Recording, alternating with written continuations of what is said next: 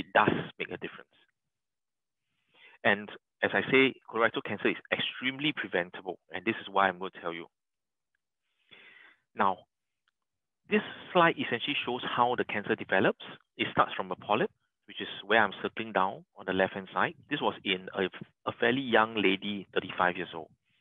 Now, a polyp at this stage, at this size, is non-cancerous, but it's got the chance to develop into cancer in the next 8 to 15 years, sometimes shorter, 8 to 10 years. And the picture on the right shows a cancer. So as you can see, this is like for us who do gardening. If you find a weed, which is the polyp, and it's a very young stage, if you pull out the weed, then you won't have an issue whereby a few months later, your whole garden is infested with a weed.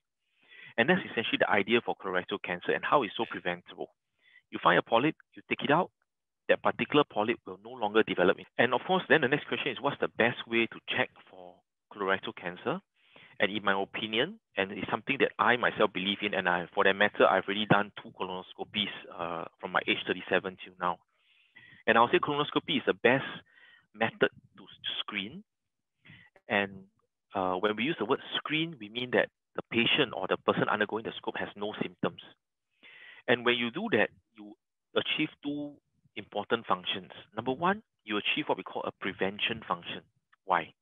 When you do a scope, as I mentioned earlier, you pick up polyps. Can be small, can be large. You can remove them during the scope.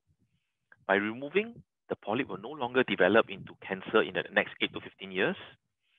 And if you see that you will then screen a little bit more closely, maybe sometime about 3 to 4 years, then what happens is every time there's a polyp, either the polyp had grown in the 3 to 4 years, or the polyp was missed from the previous scope, 3 years later, you do a scope, you pick it up, you cut it away, then that polyp also has no chance to develop into cancer.